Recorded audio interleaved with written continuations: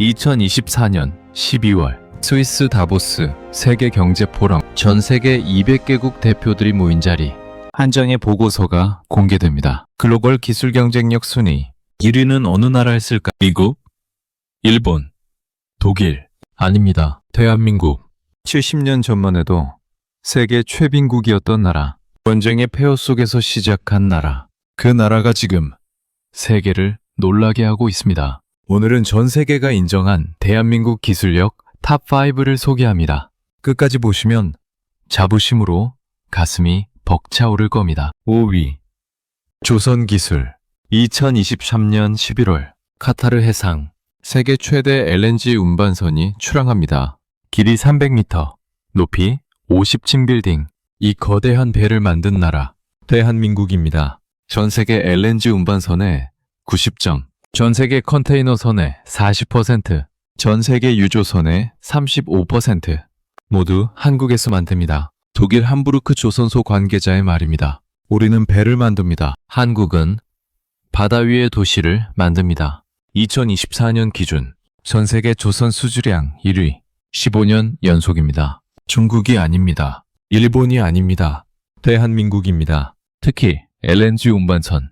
이 기술은 한국만이 가지고 있습니다. 영하 163도. LNG를 이 온도에서 보관하고 운반하는 기술 10년이 걸립니다. 기술을 개발하는 데만요. 중국이 도전했습니다. 10년째 실패 중입니다. 일본이 재도전했습니다. 5년째 따라오지 못하고 있습니다. 그 사이 한국은 이미 차세대 친환경 선박을 개발하고 있습니다.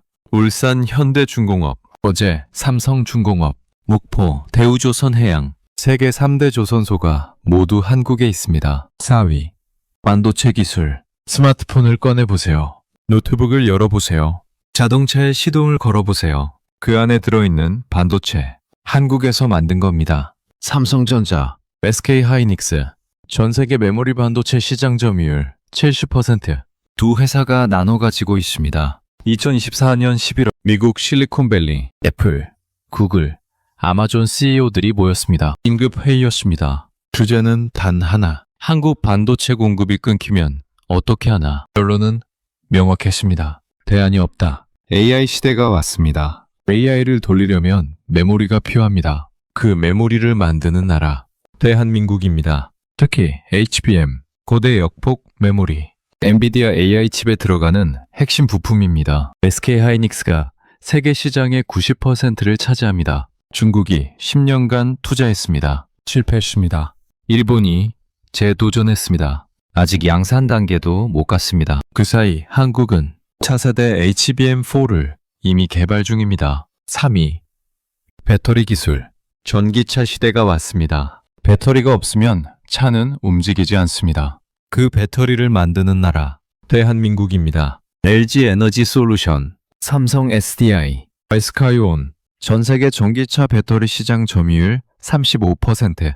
한국 3사가 차지하고 있습니다. 2024년 1월 미국 미시간주 GM 전기차 공장이 섭니다. 배터리 공급이 끊겼기 때문입니다. 공장장이 한국으로 날아왔습니다. LG 에너지 솔루션 본사로요. 공급을 재개해달라. 무릎을 꿇다시피 했습니다. 테슬라도 마찬가지입니다. 폭스바겐도 마찬가지입니다. BMW도 마찬가지입니다. 모두 한국 배터리를 씁니다. 왜일까요? 안전하기 때문입니다. 오래가기 때문입니다. 빠르기 때문입니다. 중국 배터리는 싸지만 불이 납니다. 일본 배터리는 안전하지만 비쌉니다. 한국 배터리는 안전하면서도 가격 경쟁력이 있습니다. 2025년 기준 전 세계 배터리 공장 10개 중 4개가 한국 기업 소유입니다. 미국에, 유럽에, 동남아시아에 한국 배터리 공장이 세워지고 있습니다. 2위 통신기술. 2019년 4월 3일 세계 최초 5G 상용화 어느 나라였을까요? 미국, 중국, 일본 아닙니다. 대한민국입니다. 오전 11시 미국 버라이즌이 5G를 시작했습니다. 오후 8시 한국이 5G를 시작했습니다. 12시간 차이. 하지만 한국이 세계 최초입니다. 왜일까요? 한국은 전국민 서비스였습니다. 미국은 일부 도시만이었습니다. 삼성전자 전 세계 5G 장비 시장 점유율 25%. 화웨이를 제치고 2위입니다. 그리고 지금 육지 개발 경쟁이 시작됐습니다. 2024년 10월 국제전기통신연합회의 6기 표준을 논의하는 자리였습니다. 한국이 제안한 기술 12개 중 9개가 채택됐습니다. 중국이 제안한 기술 12개 중 2개만 채택됐습니다. 미국 기술 전문가의 말입니다. 육지 시대는 한국이 주도할 것이다. 삼성전자 연구소 지금 이 순간에도 육지 기술을 개발하고 있습니다. 2028년 상용화 목표입니다. 1위 방산 기술 2022년 2월 우크라이나 전쟁이 시작됩니다. 유럽이 긴급 회의를 엽니다. 무기가 부족하다. 독일이 손을 듭니다. 레오파르트 전차를 지원하겠다. 하지만 문제가 있었습니다. 생산 속도가 너무 느렸습니다. 그때 한국이 나섰습니다. K가는 자주포, K2 전차, 천무 다연장 로켓, 폴란드가 주문했습니다. 의천대, 루마니아가 주문했습니다. 호복대, 사우디가 주문했습니다. 삼박대.